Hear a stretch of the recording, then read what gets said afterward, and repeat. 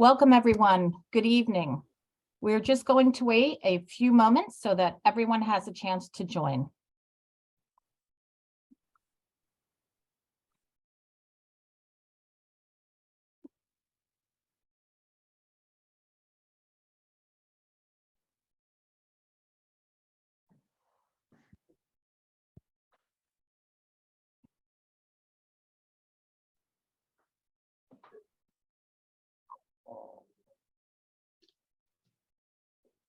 Good evening, everyone. My name is Heather Daniel, and I will be moderating this evening's virtual forum. This is one of the ways we've shared with the community how the bond referendum could change our schools. We have also established a website at www.wallpublicschools.org/vision, and it is full of information. In addition, there was a full presentation at the Board of Education meeting on November 15th. You can find a recording of that on the website by clicking on the Communications tab. Tonight, we've gathered Wall Township Public Schools administrators, faculty, and some of our contracted professionals to help answer your questions and give you what you need to vote on December 13th.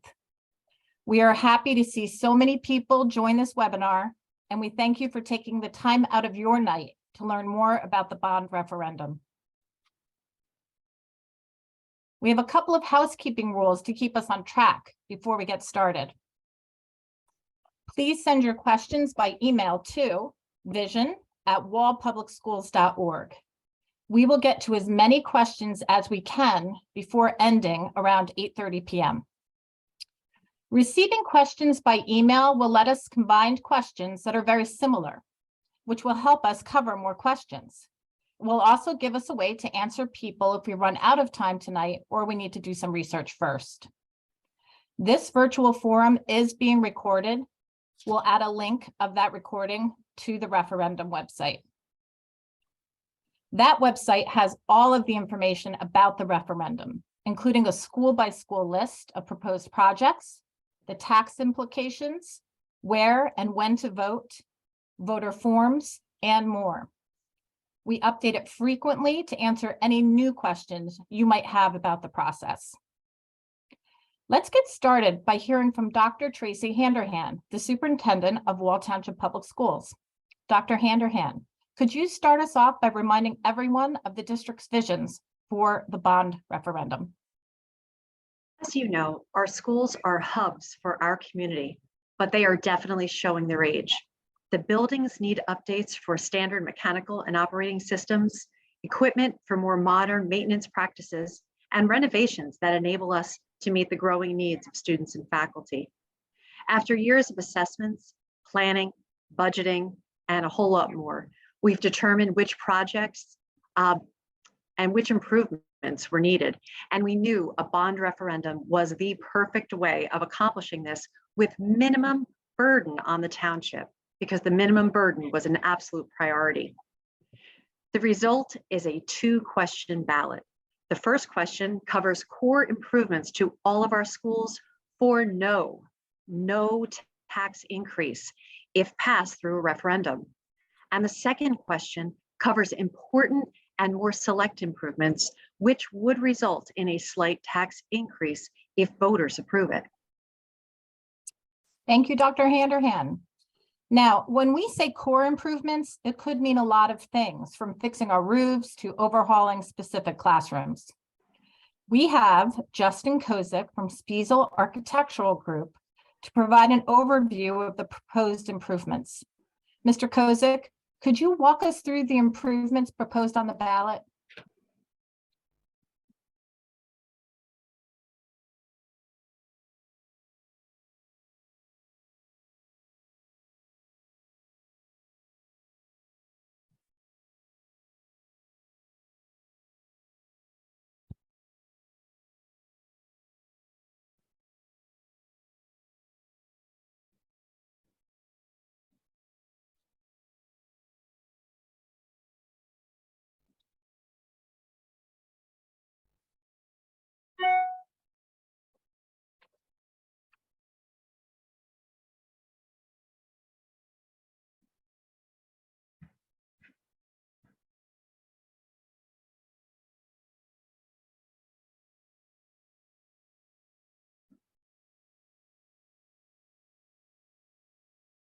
Mr. Kozik, I don't believe is online. Can anyone hear Mr. Kozik, or is it just my computer? Okay. Then we are going to move forward. And if Mr. Kozik is able to get online, we'll revisit Mr. Kozik's piece.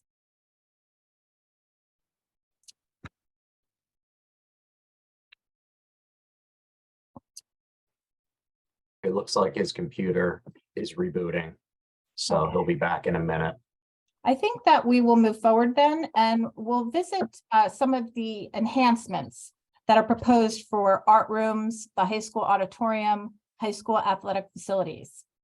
We want to hear from some of our staff members about how some of those improvements would have a positive impact on a daily basis.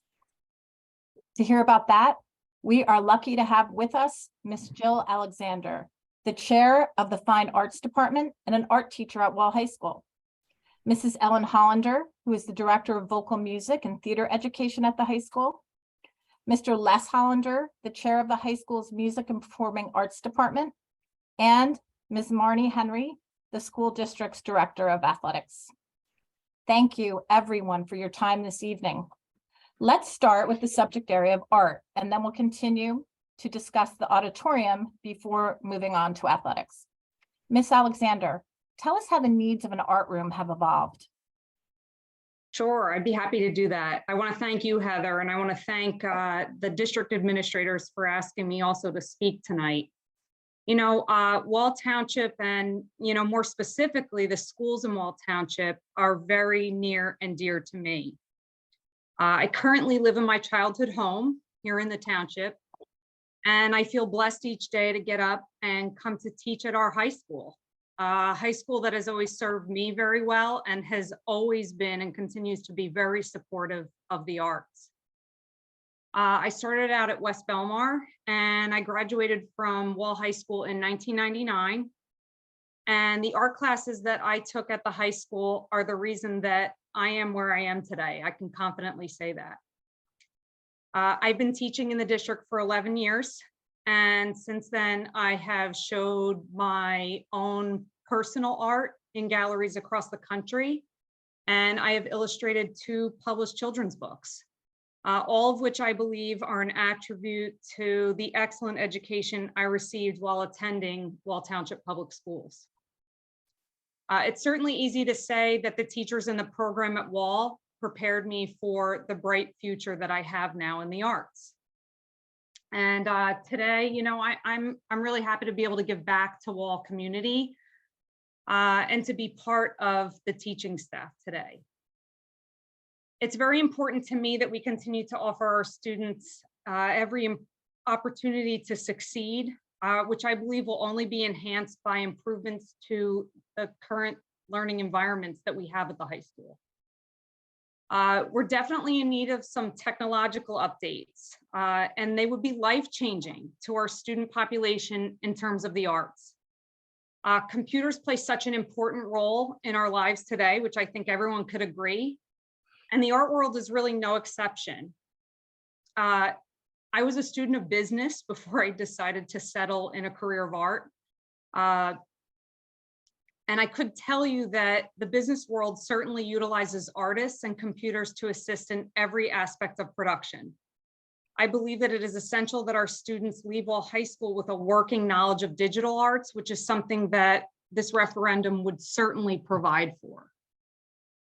You know, one of the things I think about when I think about all of this is that, you know, our curriculum, which we've just written new curriculum over the summer, it asks us to allow students to build their own artworks from the ground up, and to be responsible for each stage of a project, right? Student-centered, we're always saying student-centered. With the classrooms in their current state, I think it's very difficult to provide that. Many students want to pursue digital art forms, but there just isn't any means for them to do that. I believe that an art computer lab complete with an Adobe suite and student printers would allow them to do that. Right now, if you look at the high school, there is currently 1 desktop computer and printer per art room, which basically puts me as the teacher deep in the mix of the creation process. And this is a process that I believe would be better And I would like to see it become more student-centered. It would definitely be more achievable with a lab. You know, Wall High School provided me with art skills that I needed to become a productive teacher and an artist in our society today. And it is my hope that through technological improvements to our art rooms, you know, paired with our fabulous teaching staff, and of course, maybe I'm a bit partial when I say that, but that we could give each student a solid 21st century art experience. Well, thank you so much, Ms. Alexander, for sharing your art educator perspective and your expertise. Thank you. Bear with me, I'm having a computer issue. Here we go. Well, high school is so lucky to have you, and equally lucky to have the husband and wife team of Ellen and Les Hollander. They will tell us how renovations of the school's auditorium would improve the performing arts program. Mr. Hollander. Okay, well, thanks for giving us the opportunity to have the possibility to enhance the performing arts experiences for the students of Wall.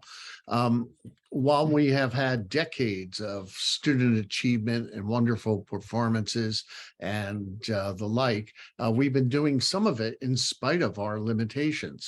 And can you imagine what we could get done if we had the tools to go further with it? For instance, in the auditorium, if we could deal with the aesthetics, the acoustics, the technology, we could make our programs so much more enhanced than they are today. And thinking even career-wise, we have students that are very interested in pursuing digital technologies in theater, and they can't do that with the equipment that we have today. So if we're able to make the upgrades, it'll be great for the audiences, great for the students, and we could get so much more done. A simple thing, being able to project images onto our scrim, when today the only way we could do it is by hanging scenery curtains, which is not always that practical. It's because we can't ask students to climb up and hang curtains. But if we had the projectors where we could do that, and we could have much more interesting scenery for our shows. For our concerts, you know, having sound systems that enhance the music, not just amplify it, would be really, really good. And I think that that's good for both the audience and the student participants. And from a comfort perspective, sitting in upholstered seats rather than plastic seats would be great for the audience. In the same token, they serve to help the acoustics of the room, which are less than adequate at this time. So I think we have an opportunity to really upgrade and make for terrific experiences for the students. Thank you, Mr. Hollander. Mrs. Hollander, would you like to add to Mr. Hollander's expertise? Well, the only thing is what he talked about. The shows now are becoming more intricate to perform with, especially in the lighting system. We are changing bulbs on and off, if they keep burning out. The electrician was in the other day and he was showing me that if the lighting system can't be replaced, we're just going to keep changing bulbs all the time. That makes a very difficult situation for lighting up the stage for the actors. Many of our actors actually have to perform in the dark because we don't have the proper lighting system to work. The sound system is also kind of getting inadequate. And one of the reasons that I really would like to build up the lighting and sound part of the theater program is that many of the students have shown interest in working sound and lighting moving past high school. I have graduated some students that went on to Drexel, Carnegie Mellon, and all that, and have taken any knowledge that I could give them on the electronics, working with their theater programs. So, you know, if we could just kind of come to date, you know, it could really improve the caliber of our shows, and my poor actors wouldn't have to act in the dark, you know. So, and it's kind of what Les said, you know, and like I said, the shows coming out today, it's all about projection. It's all about, extra lighting. It's getting more difficult. And when someone sees a show of Beauty and the Beast in New York, and then you try to do Beauty and the Beast, and the Beast has to change behind the curtain, people are paying that kind of money and they're saying, we can't see this kind of show. So that's my 2 cents. That's it. Well, thank you, Ms. Hollander and Mr. Hollander, for sharing your experiences with us and helping us to understand why that auditorium needs an upgrade. The referendum also considers the outdoor spaces that are used for physical education classes and for sports. Ms. Henry has considerable experience in high school athletics here in Wall Township and beyond. Ms. Henry, tell us how improved fields could change things at the high school. Thank you, Mrs. Daniel, and thank you to the administration and the panel.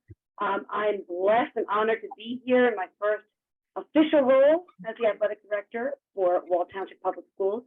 The impact that the upgrade in the fields will have immediate for every student population as well as athletics. With health and phys ed, we are constantly utilizing those outside spaces for fitness. We just went through a horrific pandemic with COVID, and we saw not only the physical, but the emotional toll it took on all of us. And our kids really need those opportunities to be able to interact, do so while they're outside and getting fitness in, heart health and cardiovascular fitness. Right now, currently, our fields are not in as great a shape as we would like them to be. We have challenges of the water and the weather always impacting. For instance, we can't take the phys ed classes outside in the morning periods because of all the mist and dew on the shoes. Kids' feet will get completely wet and wrecked. So by improving our field conditions, it also gives us the opportunity to have those classes outside as well. Right now, our numbers for physical education and more importantly for the athletics, we have a school district of approximately, I took numbers from last year, 970 students. Of that 970 student population, 718 students participated in athletics last year. So that was 74% of our student population were athletes as well. And that does not account for those students who played more than one season. When we're dealing with our sports teams outside in the fall, for example, we have field hockey, which has 3 teams, freshman, JV, and varsity. Football, 3 teams as well. Soccer, both boys and girls, 3 levels apiece. So just with those 3 sports outside, we are dealing with 12 playing fields or surfaces that these kids need to utilize. And one of the biggest challenges is the space that we have. Right now, the way it's configured at the high school, we don't have enough space to accommodate all the teams. So we're utilizing the 18th Avenue field, which we have to transport the kids to and from. We are also utilizing the municipal complex turf field for our soccer programs. And we do not have any AstroTurf here at the high school, which puts us at a significant disadvantage, specifically for field hockey, where they're required to play on turf for state finals. And it also helps us as far as the actual surface. When it's raining, we can still have practice. The turf will drain. We can do so safely and without injury. Those are the big key impacts. So if we can get a turf field, and the idea is to keep the stadium field that we have right now. We have beautiful sod, real natural grass at our stadium, which we utilize for football, boys and girls lacrosse, and girls and boys soccer. Boys and girls soccer don't utilize the field very often. It's for night games and special appearances because that current field is too narrow. We don't have any room to expand, so it wouldn't make sense for us to turf over that field because there isn't enough room. It's not big enough for regulation soccer and lacrosse fields. But addition of a turf field somewhere on campus, and the biggest thing that we would need, a track. We are without a high school track. Right now, the track that we currently have doesn't have many lanes, and it is not in shape to run or practice on. We can't hold any meets or events here. And a track is something that everyone utilizes, not just the kids, not just the phys ed classes, the community, and it's for the overall fitness. So that would be a priority for the health and wellness of our entire population. Well, thank you, Ms. Henry, for that insight. And we actually have a few public questions coming in. Perfect. First, would Wall soccer teams be given time slots to play on a new turf field? Absolutely. If we are able to get the turf field at the school, it gives us the opportunity to stagger all of these games. So both boys and girls would be able to have all of their games right on site on the turf, and we have lighting available. So that way we'd be able to stagger and play 4, 6, 8, and go through an entire day, and then moving on and off home and away games, utilizing soccer as well as field hockey at the same time. Absolutely. Okay, great. Another question from the public. Why can't the track be used for competition? Is it solely due to the condition, or are there other factors like size, surface, number of lanes? The condition is the primary factor. Right now, it is not safe. It is not complete. And it's also only 3 lanes that are not lined. So it is not big enough for any competition or interscholastic athletic opportunities. Ms. Daniels, I just wanted to add to that since I've been on the board 9 years, I believe it's close to 9 years since we've actually had a track meet at the high school due to the poor condition of it. And I can also say I am a graduate of Wall High School in 1991, which is now 31 years ago. And that track, I do not believe has been upgraded since then. And back then it had some, little issues with it. So it's certainly well overdue, as well as our auditorium, because those are the same seats that I sat in when I started high school, which was 34 years ago. And I've had many friends that sat in those same seats years before me. So we certainly as a community got our money's worth out of those particular areas. But again, we have such incredible staff and incredible things going on in our district. The kids deserve the best that we can provide them to keep up with everyone else. Well, thank you, Mr. Adonisio, to expanding the answer to that public question. And there is another question, public question that just came in. How often is the auditorium used? Is it used for anything except special events? Mr. Hollander or Mrs. Hollander, can you shed some light on that for us?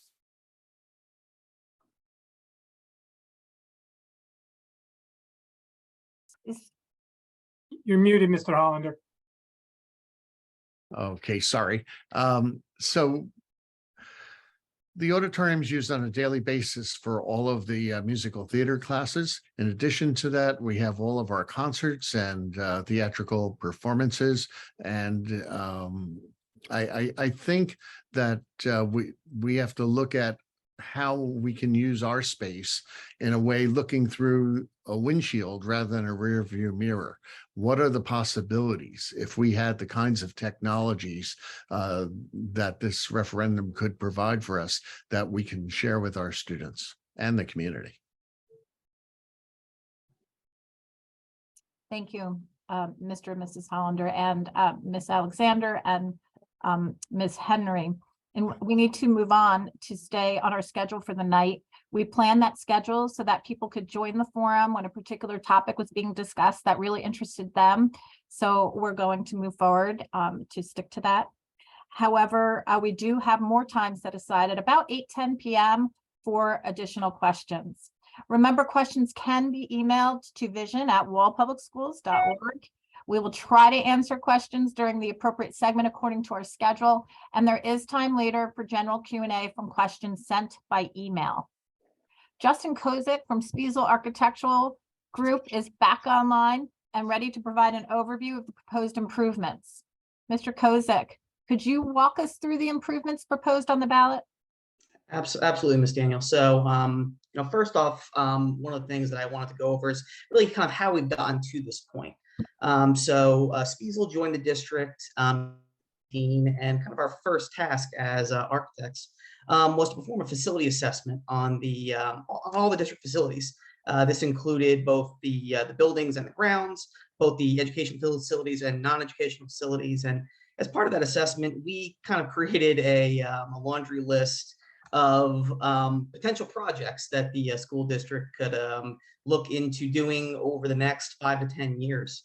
Some of these things that we looked at were building systems. That includes the fire alarms, electrical systems, HVAC systems in the district, as well as the building envelope and interior. So the building envelope is basically the entire exterior shell of the building. So we looked at things like windows, the masonry, roofing, as well as the interiors of the building. And some of the interior things tend to be a bit aesthetic, but there are also things in interiors that are more critical and higher priority. Things such as ADA upgrades. So one of the items we identified were toilet rooms. Were very old in the district. We also, identified some potential program needs that potential spaces that are older, either underutilized and in need of a refresh, and are not technically conducive to 21st century learning. And finally, we looked at the site and any of the athletic fields that are in the district. As part of that full assessment, we ended up with a large number, a large dollar figure of potential projects. So $236 million worth of projects. So the next phase of that was paring that down to what are the priorities, the things that need to be done within the next 1 to 3 years, the things that are, priority 2 items, things that are probably 3 to 5 years, and then priority 3, which are lower priority items that really more address aesthetics and, could be done either 5 to 10 years out. So with that, working with the district administration, we kind of narrowed down potential projects that could be handled through the regular capital maintenance budget. So over the past few years, we've worked on HVAC at the gymnasium in the high school, building envelope upgrades at West Belmar School, some other building envelope upgrades at the special services building, among others.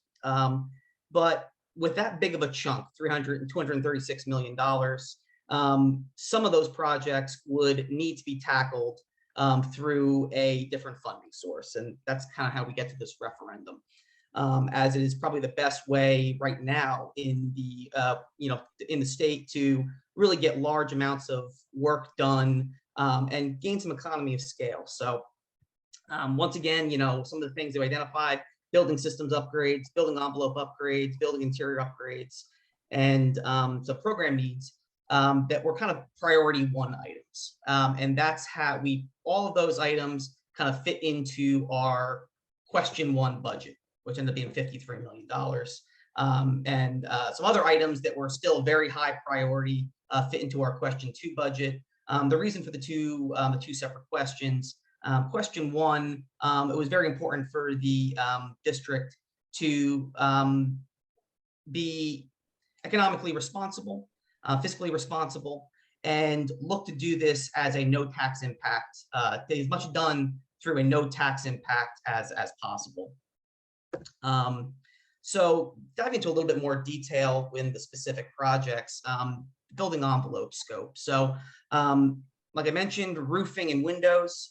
Many of the low slope and asphalt shingle roofs are out of warranty or will be out of warranty within the next year. And at that point, if any leaks or any issues happen with this roofing, all the costs for those repairs would be passed on to the district. Additionally, we looked at potentially the what are the oldest windows, single pane windows, which are non-thermally broken, which actually will help your energy consumption as well. So with that, we're proposing to replace many of the low slope roofing in the district, which is currently EPDM single ply roofing, with an SBS modified roofing assembly, which will carry a 30-year warranty and offers a little bit better redundancy than the existing EPDM roofs. And as I mentioned before, replacing those old single pane glazed windows with thermally broken insulated glazing assemblies. Now, one of the other major things that we looked at were the building systems throughout the district. The HVAC upgrades, there's a number of different systems in the school district that are past their useful life, some significantly past their useful life. Like there are a couple boilers that date back to the original construction of the building. But these include unit ventilator replacements, fan coil replacements, they mentioned boiler replacements, and the replacement of rooftop units. There are also a number of older electrical panels and electrical services on some of these buildings, which are once again past their useful life, and those will be replaced as part of this project as well.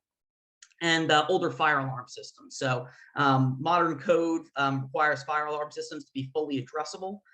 So identifying those schools which have the older fire alarm systems which do not meet the current codes, and looking into replacing those as well.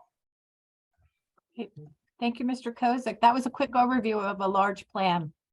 I want to remind everyone that Mr. Kozik made a complete presentation before the Board of Education, and a recording of that presentation is on the website. Just click on the Communications tab and look for the referendum presentation dated November 15th. I do see that we have a few questions from the public for Mr. Kozik. Mr. Kozik, the first question. Are we able to see how the professionals got to the cost estimates for the work that is proposed? Mr. Kozik, would you be able to answer that for us? Yes, so we actually did a presentation back in, I think, the end of 2019, which outlined all of the items that were part of that facility assessment report, as well as there's information available on the website for containing all of the information for the items that are included in the project, a laundry list, a budget of everything that was included as part of this project. Ms. Daniel, let me add, that complete report is over 350 pages long, if I remember correctly. It's very extensive and detailed. And there is also a breakdown of the question 1 and 2 questions on the website where people can see line by line, school by school, where those monies are being spent.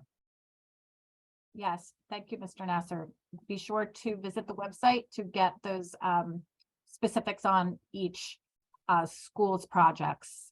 It, I believe, is on the improvements page. Mr. Smythe or Mr. Salamini, I see that there is another question coming in. If both questions are approved, can any savings from the projects in question 1 be used for the cost of projects in question 2? Sure. So the way that the bond proposals have been written, there's 2 separate bond proposals. However, there's some flexibility within the bond proposals and to provide some perspective, right now, these cost estimates are based on 25 to 30% schematics that your architect has put into the state DOE. Ultimately, the final project cost will be determined by a public bid. So it only makes sense to provide some flexibility within the bond proposals to be able to have the ability to move the money between projects and between questions, so that once the projects are bid, all the projects can be accomplished with the money that's provided by the voters. However, for the safety of the voters and for the integrity of the process, the board is not allowed to spend $1 more than the total allocation in the 2 bond proposals, assuming that they're both approved by the voters. Okay, thank you. Mr. Smythe, would you like to add anything? No, not to that. My answer would have been yes, you can transfer between the 2 questions. So I'm glad Mr. Salamini expanded on that. Thank you. Another question from the public. How are contractors chosen for this work? Mr. Kozik, this sounds like a question for you. Yes, that would be correct. So we would follow a normal bidding process. It's no different than any capital. So we would put together a set of bid documents, drawings, and specifications, which would be publicly bid to all contractors that would be, responsible bidders for that type of work. So roofing contractors require roofing certifications, general contractor work requires general contractor certification, et cetera. And they would be awarded at a public bid opening. Great. Thank you, Mr. Kozik. another question. With this referendum, or even with Wall's yearly budget, will technology be upgraded in the K-3 classrooms? And will students be moving to a one-to-one approach like similar districts throughout the state with similar tax brackets? Dr. Handerhan, I know you have spoken before about the strategic planning process for these kinds of improvements. Are you able to address this question? Yes, a referendum would not be an appropriate funding mechanism for technology in the classroom. So with technology in the classroom, that is generally funded through our annual school budget. Of course, if we're able to accomplish so many of the physical plant projects, we would certainly be able to allocate more money for the types of technologies that we would not be able to include in the referendum. I would like to mention that we do offer a one-to-one referendum, and with the primary ages, I don't mean primary school, with the K1, 2, the K1, 2, K1 specifically, we have the iPads, but we do of course offer the Chromebooks throughout the student experience in Wall Township. And we absolutely would be using the strategic planning process to identify really the district's direction as far as the implementation of instructional technologies. I would like to note that the strategic plan we will revisit the strategic planning process this winter. To be frank, the referendum vote itself would have a significant impact on the crafting of a strategic plan. So stay tuned, and I look forward to a lot of community participation when we return in the new year. So 2023 is poised to certainly be an exciting one, certainly in the instructional and the technological access for our school district. So I'm excited. 2023 is going to be a great year. Thank you, Dr. Handerhan, and thank you for clarifying that our K-3 classrooms are currently using a one-to-one approach like similar districts. And thank you again, Mr. Kozik. Yes, Mr. Nasser. I want to piggyback off that because Yes. the one-to-one approach it really is a great thing that the district has been trying to implement, and being in education myself and watching the evolution from the days of the big computer on a desk to now this tablet that all the children are carrying around, and just seeing my young son's reaction to a cell phone. It really is indicative of the direction that education is going. But I do want to add some context. There's a reason that the technology isn't included, and that's because of the obsolescence it's so short. A lot of the projects, if one goes through the list, you can see that they have longer lifespans than maybe 5 years or 6 years, and which is usually what we schedule for technology. So the infrastructure improvements that are included in this project, the reason why the strategic plan will be possible is because of the groundwork that the referendum really lays.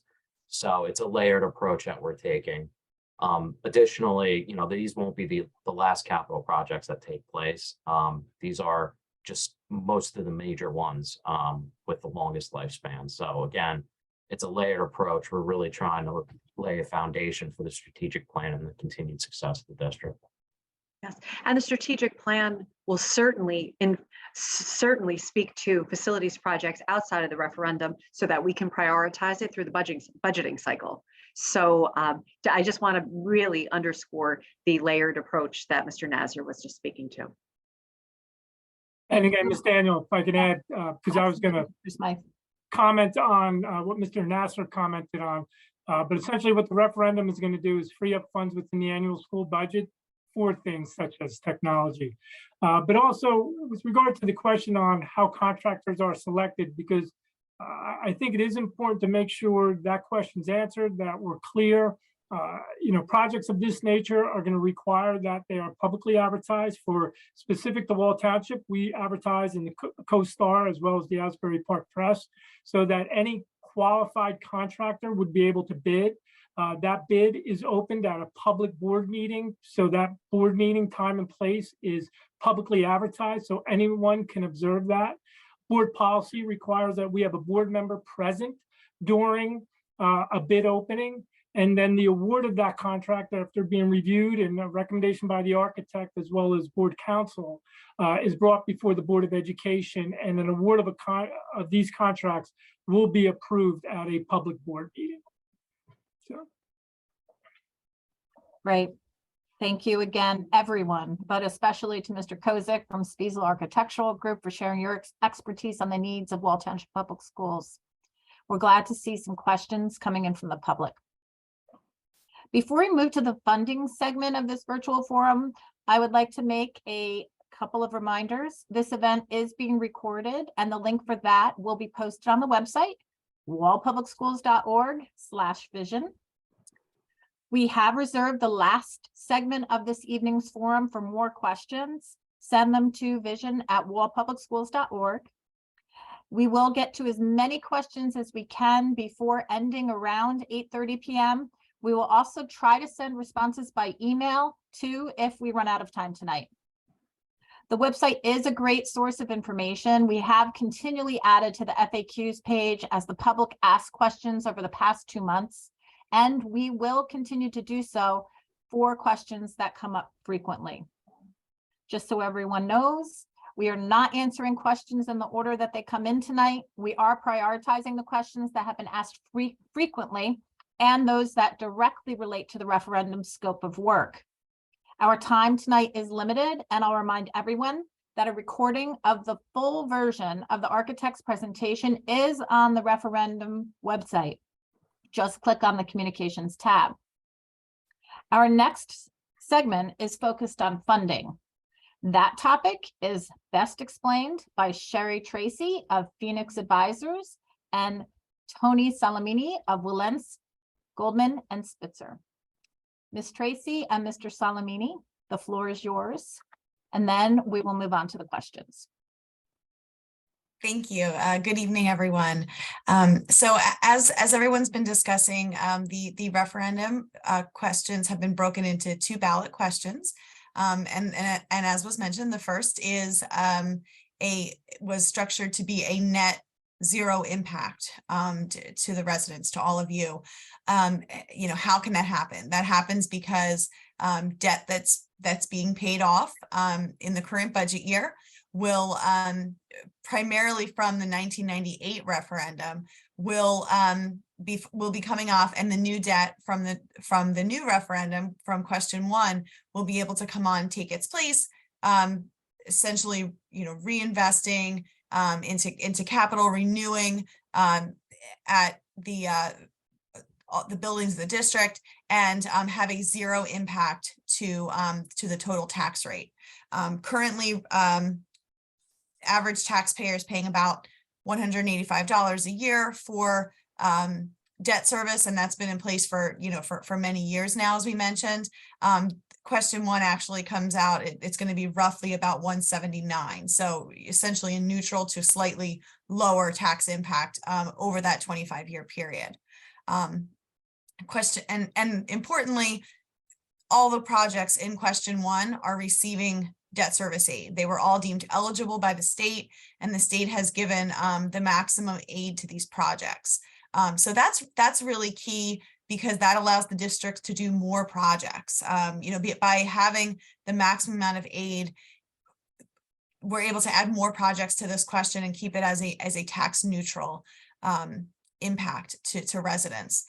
And then again, as we spoke about in question 2, that question would have a tax impact that would be roughly about a $60 increase over the year, annual increase for the projects in question 2. So essentially looking at all the projects, questions 1 and 2, and the tax increase would be, roughly $60 a year on the average home. The average home assessment too. Sometimes there's a question between assessment and market value. So assessment is not what your home would sell for, that's the market value, but the actual tax assessment which is lower than market value, and that can be found on your tax bill if you have a question about what the actual assessment of the home would be.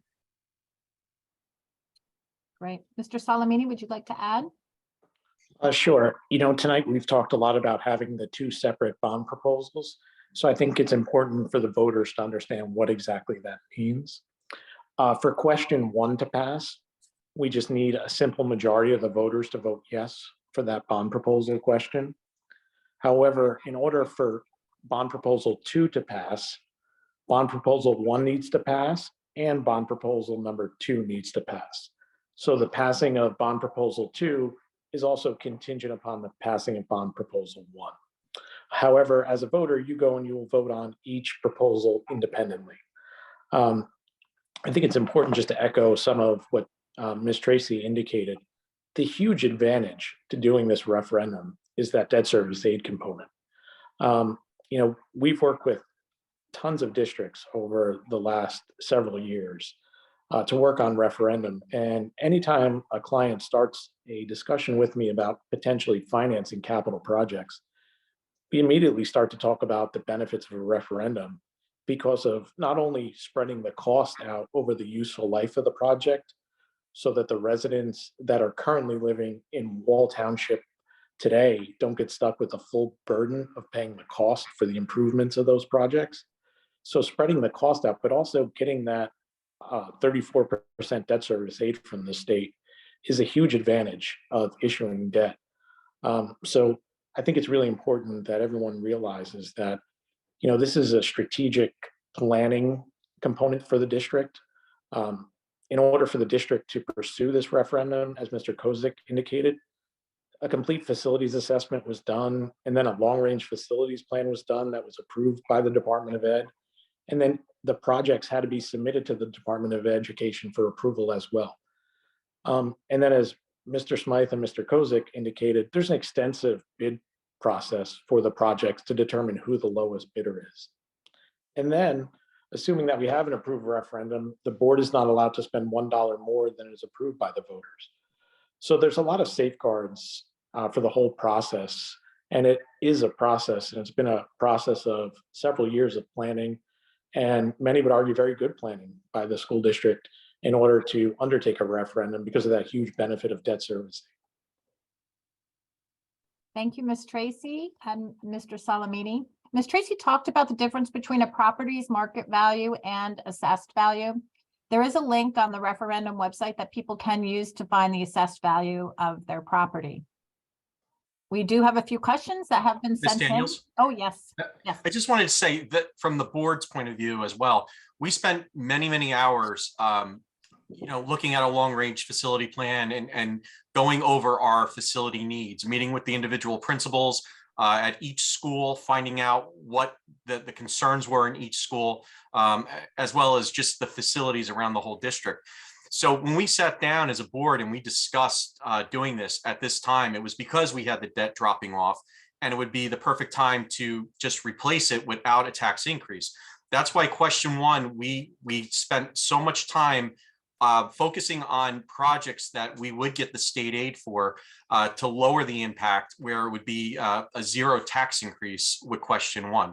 And then question 2 is a very minor increase of roughly about $5 a month for everybody, which is basically a Starbucks coffee nowadays. So we were very mindful of that and spent a lot of time focusing on that because I've had people come up to me and say you should have gone out for more, but we understand the conditions out there, and we feel that focusing on what we have right now, as well as continuing to chip away at projects through our annual budget, is the best plan for the district going forward. And at the end of the day, these projects have to get done no matter what. So leaving possibly $20 million on the table, which everybody needs to understand is money that we, the members, the taxpayers of Wall Township, have already sent to Trenton. We're just getting it back. So it's really that's everything in a nutshell, in trying to break it down to the simplest form so everybody understands. This is money we pay to the state, and we're just trying to get it back to offset our costs. But at the end of the day, these projects still need to get done. And we don't want to spend an additional $20 million or more to try to get them done. Thank you, Mr. Adonisio. And we do have some questions additionally for one of our legal advisors, Mr. Salamini. How can we be sure that this funding won't be used for salaries? Sure, that's a great question. So you're only allowed to bond for capital projects or capital improvements that have a useful life over 5 years. Teacher salaries, and to get not too deep in the weeds, but for a school district, you have two separate budgets. You have a general fund budget, which pays for your annual operating expenses, such as your teacher salaries, your utility costs, et cetera. And that's where your teachers are paid out of. You're not allowed to use bond proceeds to pay for any of those current fund expenses, like teacher salary. We can only use bond funds to pay for capital improvements that will last at least 5 years. And obviously, the capital improvements you guys are talking about are obviously have a useful life much longer than that. Okay. Thank you, Mr. Salamini. Mr. Smythe, we have another question that has been submitted. I believe I'm going to direct this question to you. Can someone please articulate, Mr. Smythe, how supporting this referendum does not encourage poor fiscal planning? Nearly every proposed improvement could be more appropriately referred to as a lack of necessary maintenance. Shouldn't they have been budgeted throughout the years? And that's a question from the public. Okay, so the short answer is no. However, a referendum is just another means of financing capital improvements in the districts. One way is to finance capital projects as part of our annual school budget, which we do. As been discussed at previous presentations, the district has budgeted over $10 million over the last 5 years for capital improvements for varying projects, which include going back, we've done the boiler replacement at Old Mill because it was a necessary improvement. We've added HVAC and added air conditioning spaces that were deemed a priority and replaced mechanical equipment. Those projects were included in the annual school budget. The referendum is just another funding mechanism to complete those projects. Again, we speak to it often that, some of the benefits of the referendum, one, obviously, is the state aid, the 34%. Also, spreading the cost out over the period of time that for the life expectancy or the lifespan of that equipment or those improvements being made, and spreading the cost over those individuals that will be using the facilities.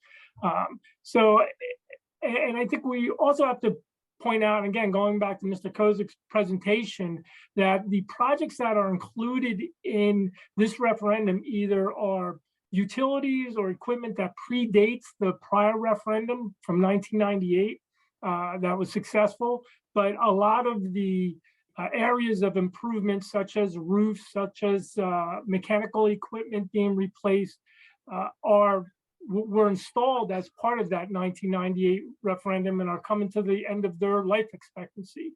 So, we do annual maintenance, as part of the annual school budget.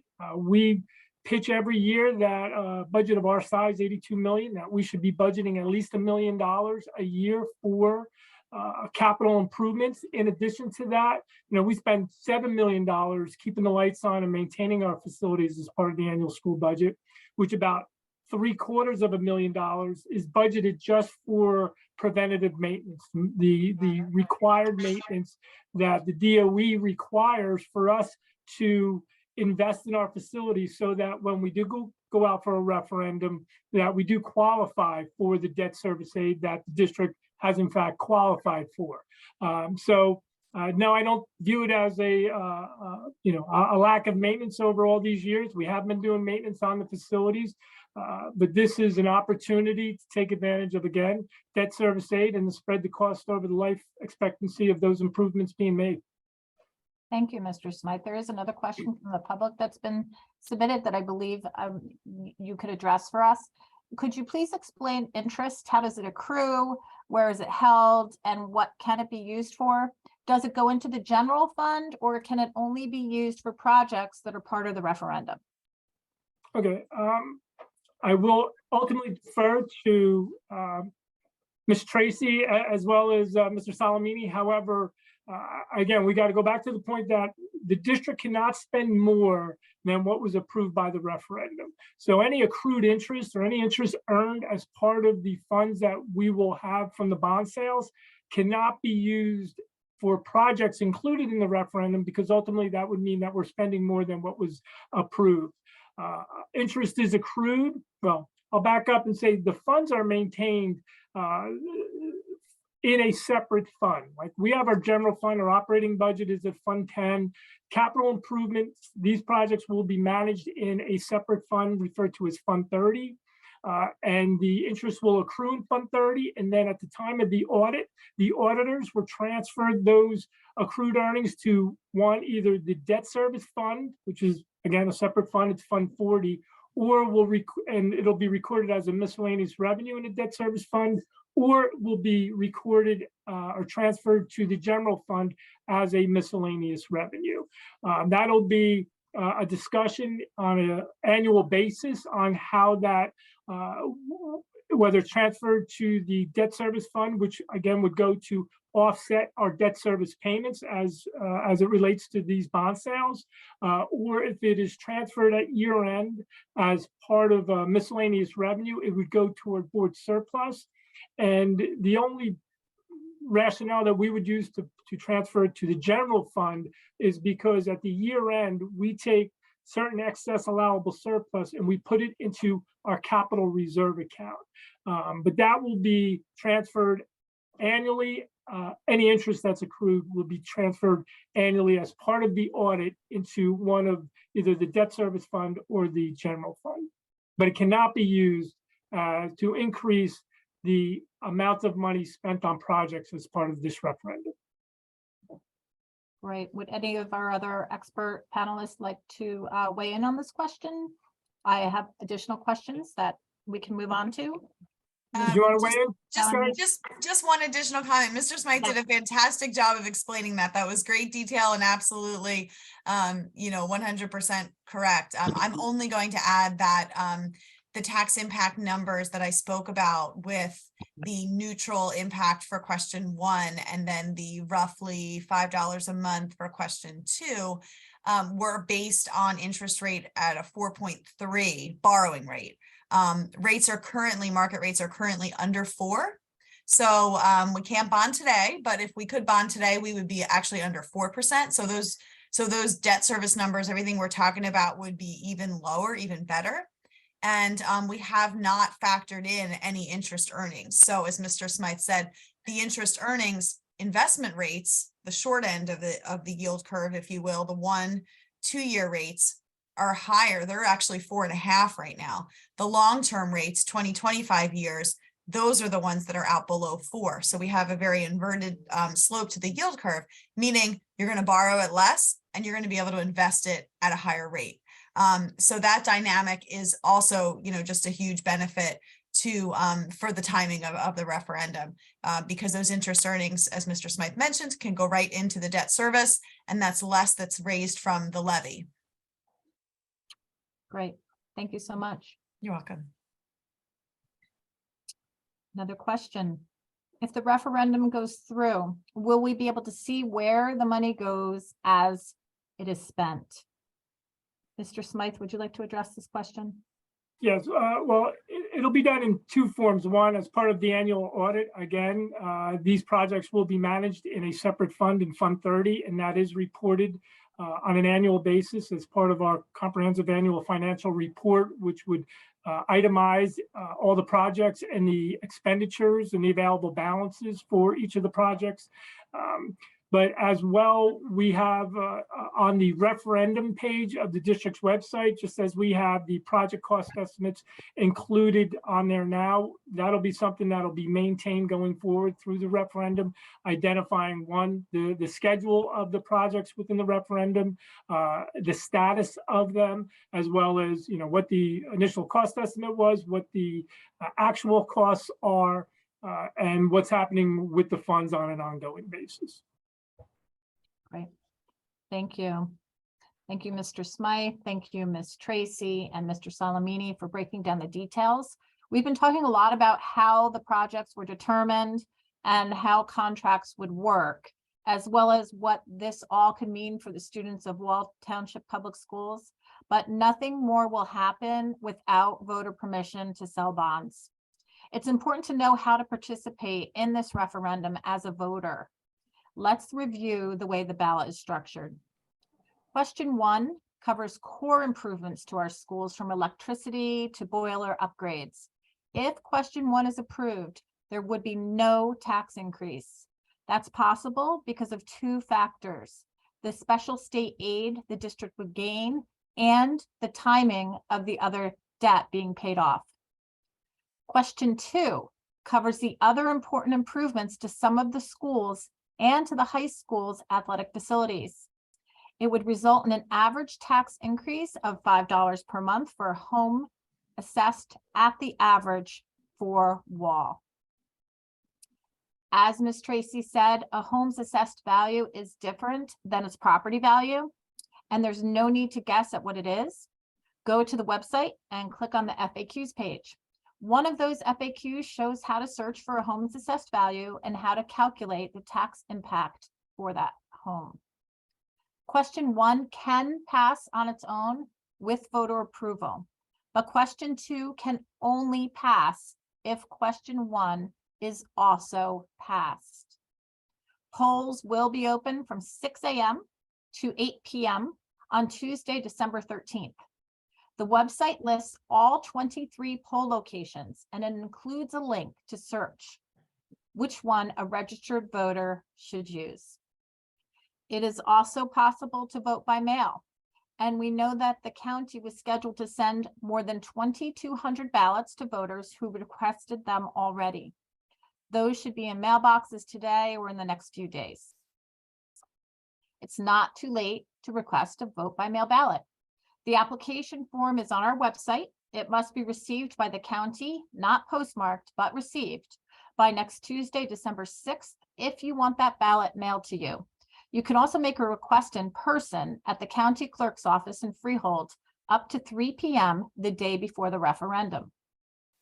If you prefer to vote by mail, mail-in ballots must be postmarked by December 13th to be counted, or hand-delivered to the county by 8 p.m. that day.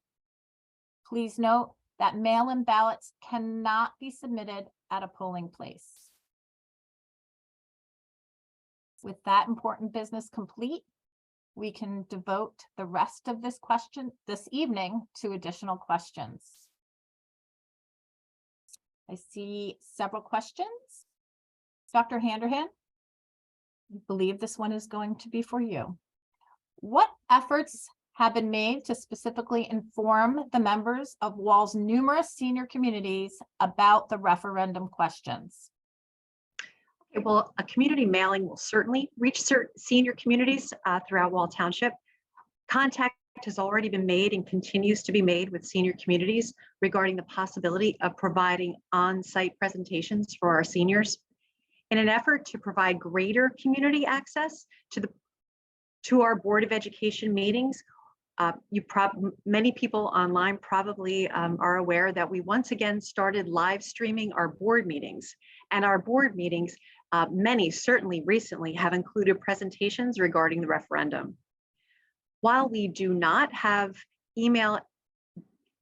specific personal email addresses for our direct electronic communication with our senior members of this community, we have purposefully improved our district communications for every single member of our public. And these public access digital improvements for all of our community members, they include a new website, a new Facebook account, and also for the first time, an Instagram account. And additionally, starting with the launch of the new website this summer, the district has prioritized to attain maximum ADA adherence on our website with all the documents on the website itself, but also the documents that the website houses on the site.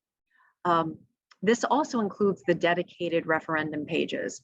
Our goal with the launch of the website this summer was to develop a launching pad that was accessible to everyone in the community, but to also provide the best access possible for any group that may needed special accommodations to access these materials.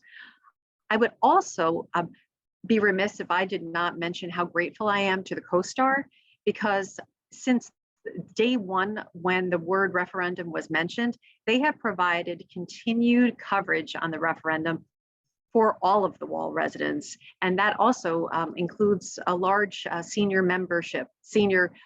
community members readership. So seniors are an incredibly important part of this community. And just a plug, we welcome them at our Wall Township school events. So I hope that they will take advantage of using our website and reaching out, because they're such an incredible, important part of our community, and we welcome their participation in school events. Thank you, Dr. Handerhan. Mr. Smythe, can you address what is the cost of holding a special referendum in December and how that cost will be paid? Sure. The estimate that we currently have is approximately $63,000, and I still say that as an estimate because some of the costs won't be known till really after the election is actually held. But we have communicated with the county. There's 3 offices: the clerk's office, the Board of Elections, and the Superintendent of Elections, and have calculated that it's approximately $63,000. The latest cost to come in as of today, it was a final written estimate, was for the actual printing of the ballots that are going out. Okay, great.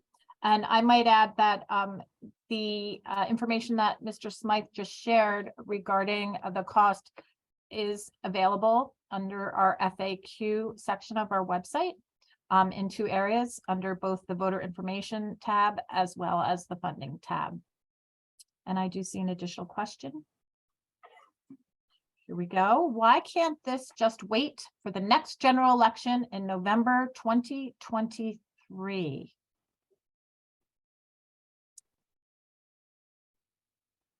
Mr. Nasser, would you like to address this for us? Sure, I can take that one. Thank you.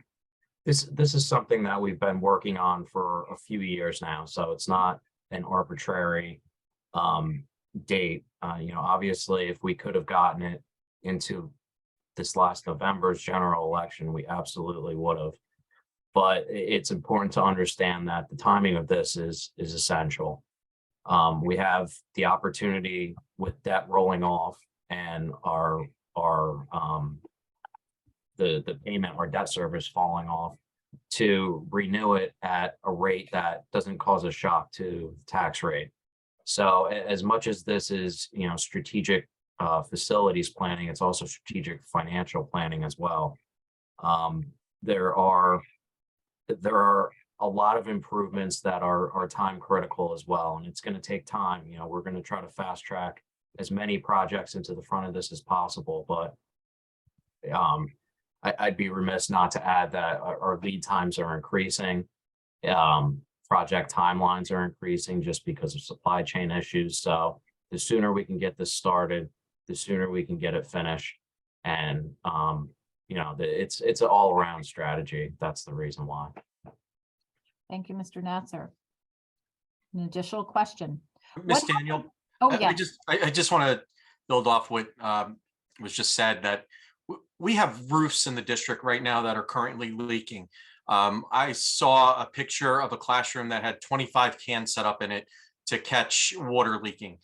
These are sections of roof, and so people understand that every building has different roofs that expire at different times. They weren't all put on at the same time. So we have, roofs that are 25, 20 years old that are leaking, and we keep trying to fix them, and it's just not doing the job. And that's why, a lot of this stuff, if we could do it today, we would have to do it today, but we have to go through the process. And to leave again, and I'm going to go back to it, possibly $20 million on the table in state aid is just foolish. I mean, Dr. Handerhan in one of her presentations talked about the HVAC project at the high school. And I think it's such an important thing for people to understand that that project cost us $621,000 that we budgeted as part of our annual school budget. If it was part of a referendum, we would have been able to get the additional state aid, and that project would only have cost us $409,860, where the state would have paid us $211,140.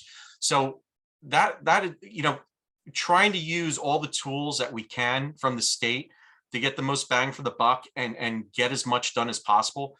That's why we're doing this now. And on top of these things need to be done, and our students deserve it. You know, at one time when I was in school and Miss Alexander was in school, people in Wall took the time to invest in us, and it's our turn to turn around and invest in the students today, because everybody's got to think about it. These are the kids that are going to go on to become doctors and nurses, and they're going to be taking care of us one day. So we want to make sure they have the best they can get. So I just wanted to add that little bit of context to it so people understand, because it's such an important number to realize that that additional state aid makes such a big difference. Thank you, Mr. Addonizio. Can I just bookend Ralph's or Absolutely, Mr. Mr. Nasser. Addonizio's statement, because it really is so true. To the additional cost for having the election, there are certain upfront costs that we have to absorb as part of it.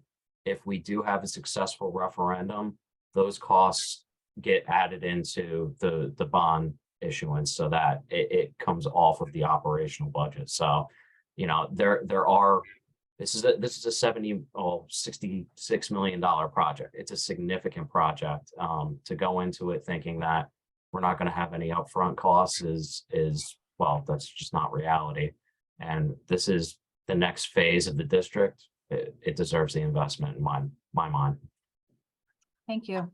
If you don't mind me just adding one point to that, and I think it's just that that we can't say it enough. We've said it a lot, but we can't say it enough. The state aid, the debt service aid component is huge. It's means that taxpayers are paying 2/3 of the project costs, and the state is paying 1/3 of everything. You know, and it's just, there's no other way to do that than through a referendum.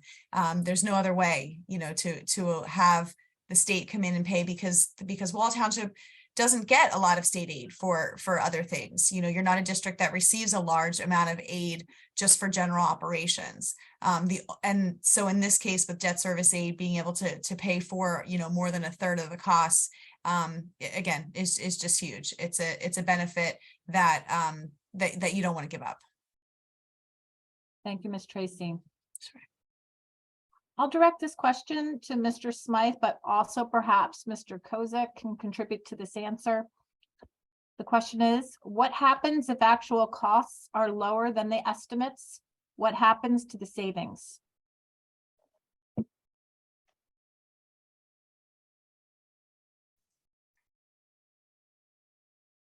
Mr. Smythe? I was trying to get to my mic on the screen. Yes. So with regard to the any savings from a particular project, as been discussed, can be used for the cost of projects for other projects that are included.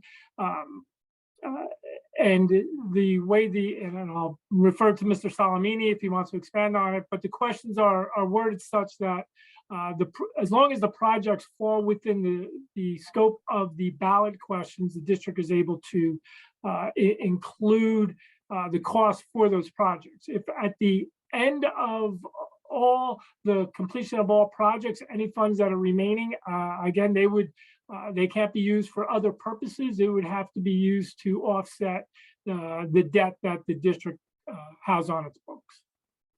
Yeah, Brian's entirely correct.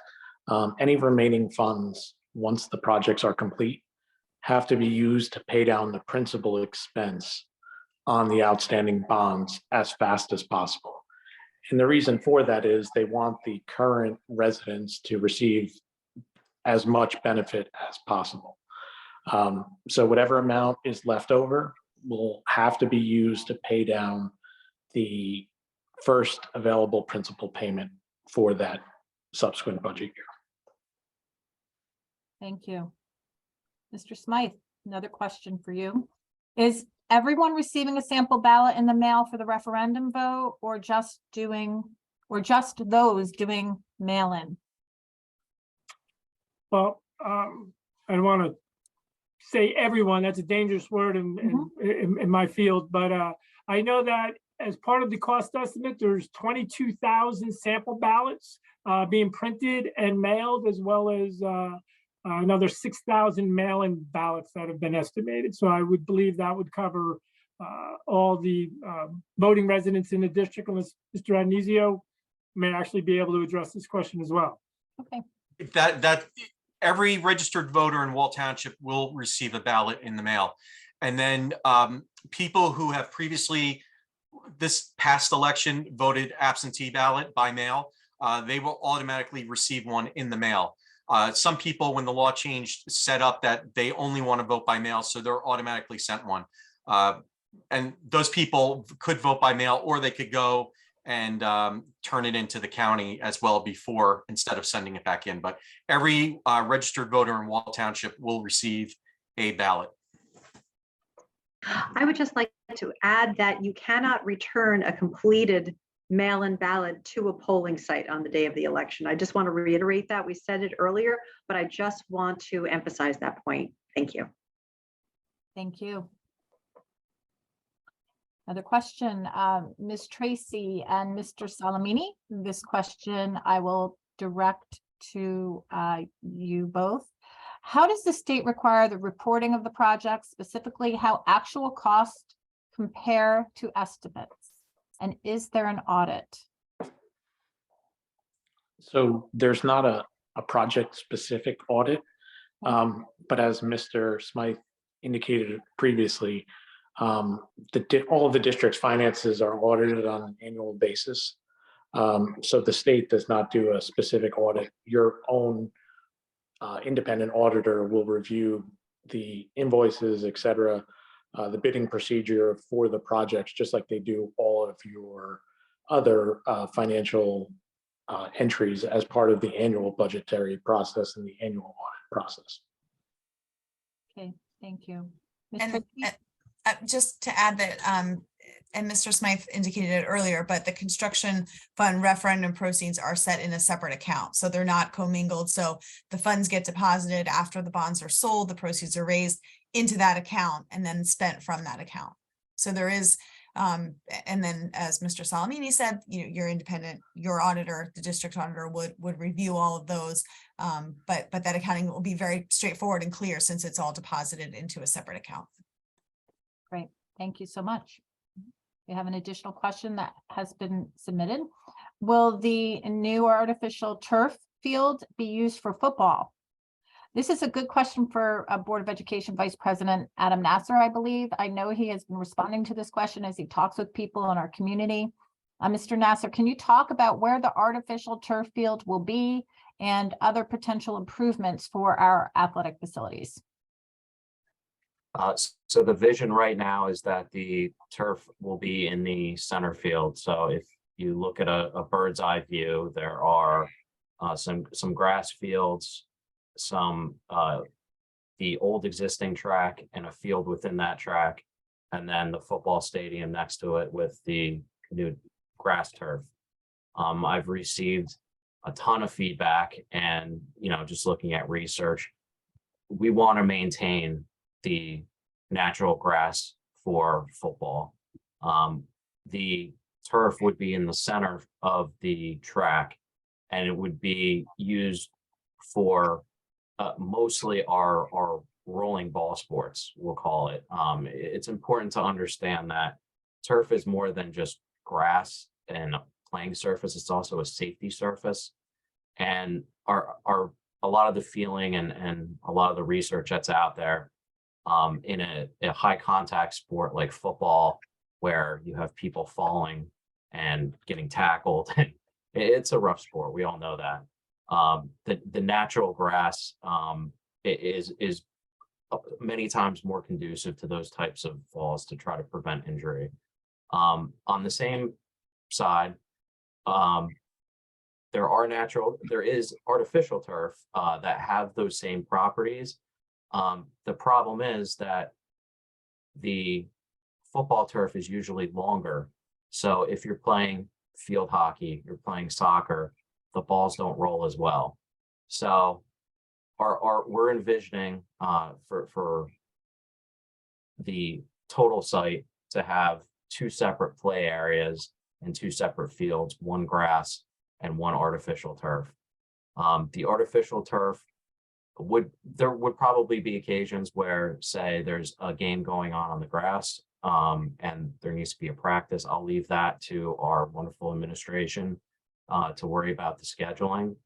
I also want to add that a lot of the feedback that we got from the community was trouble with site access in the back.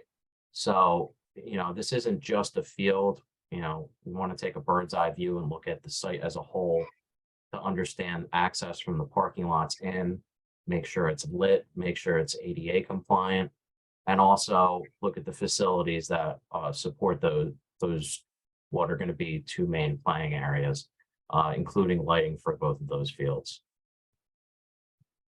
Thank you, Mr. Nasser. I have another question for you. Why aren't the athletic facilities at Walt Intermediate being addressed? This is a great question, and the thought process behind that was when we're looking at the high school site, it is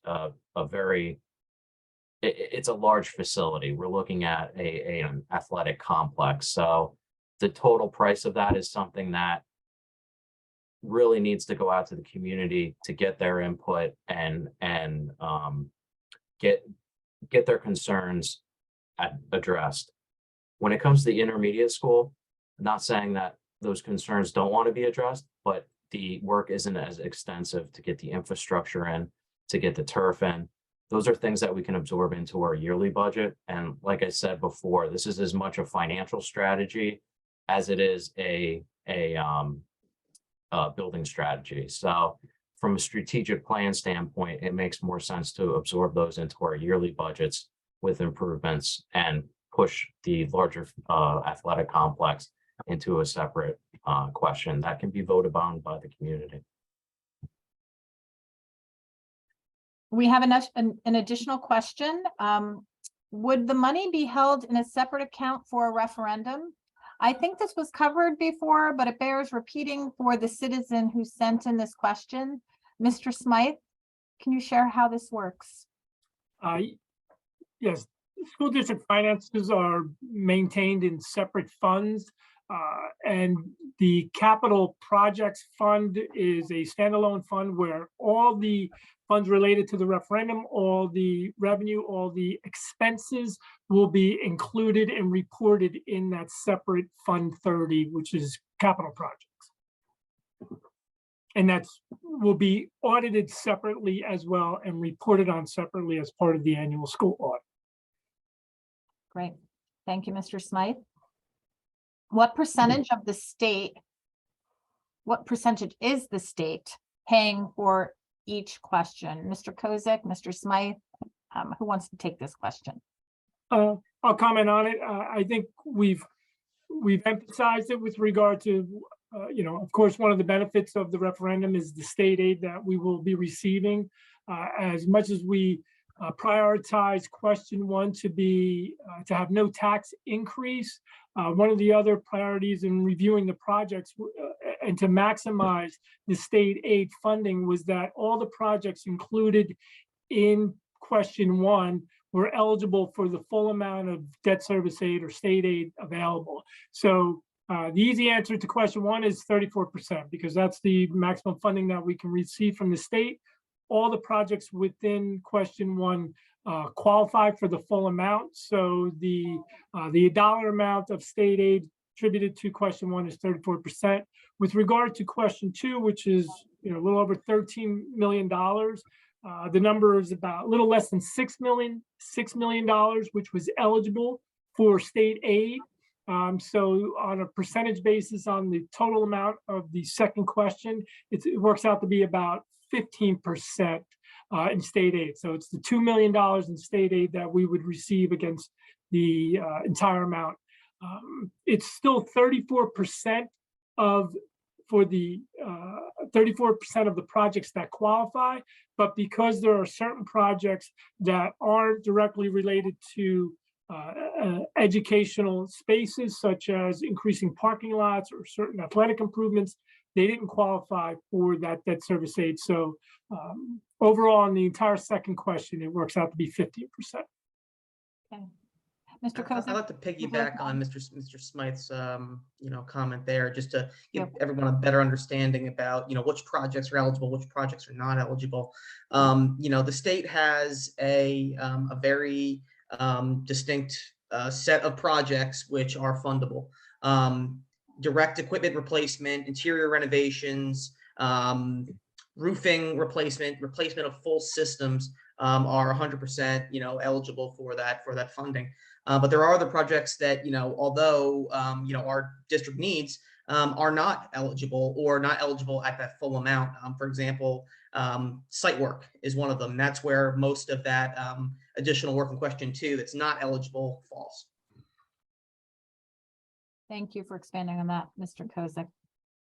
If I can also, sorry. Yes, Mr. Smythe, yes, of course.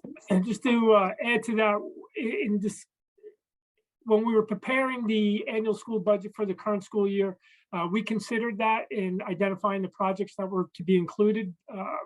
So we looked to identify projects that would not be eligible for debt service aid, that would not be included in the referendum because they wouldn't be eligible. So for those projects, such as the paving of the high school student lot or the high school parking lot, that would not have qualified for debt service aid. So that project made sense that it would be done in the annual school budget because there was no loss of an opportunity to receive debt service aid. If that makes sense with regard to prioritizing projects for the annual school budget and selecting projects to be included in the referendum. Thank you. Well, we are nearly at the 8:30 mark that was planned as the end of this forum, but I know that the Board of Education wants us to stay on a little later because we just have one more question waiting. This is not really a question, it's more of a comment. However, I want to read it and ask for comment because this issue has come up a few times. And in fact, I know we already addressed it tonight. But to cover the space again, here's the comment sent by a citizen just a few moments ago. Effort has been planned since 2019, as said. General election was only 3 weeks ago. There is concern that there will be low voting turnout. Also, you probably would have lowered your costs. Can this be addressed? Tony, what is the timing required to be on the November ballot? And Justin, what was the timing for Wall Township's process with state approval? Sure. So in order to have appeared on the November ballot, the county would have needed the bond question 60 days in advance.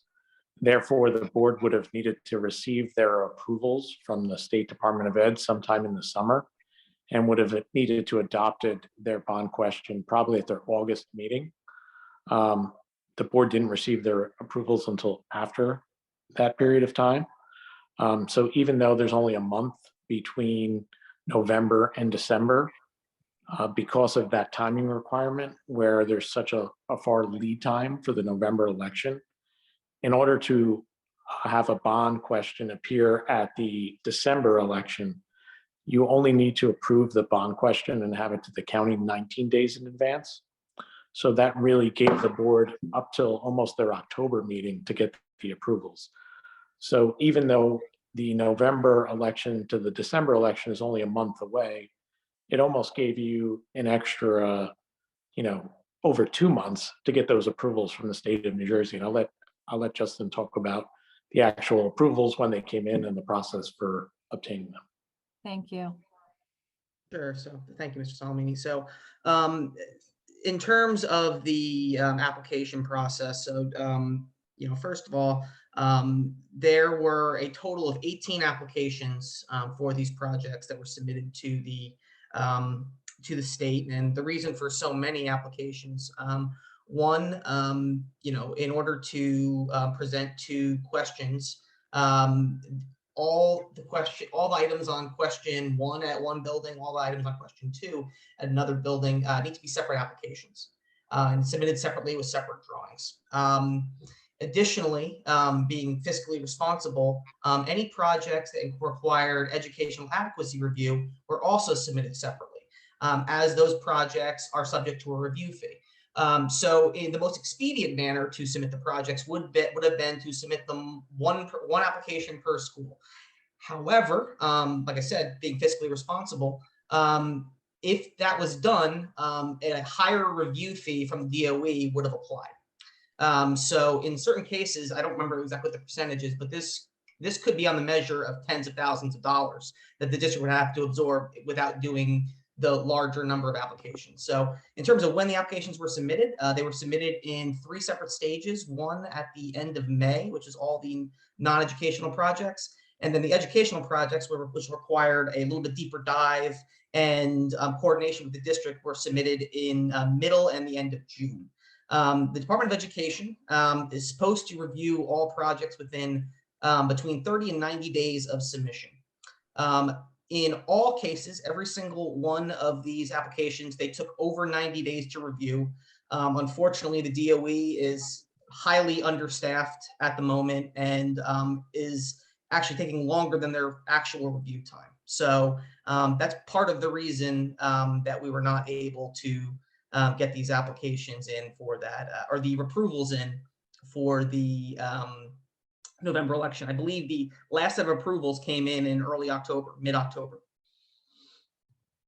Okay, thank you. We have received a few additional questions that we have not addressed this evening.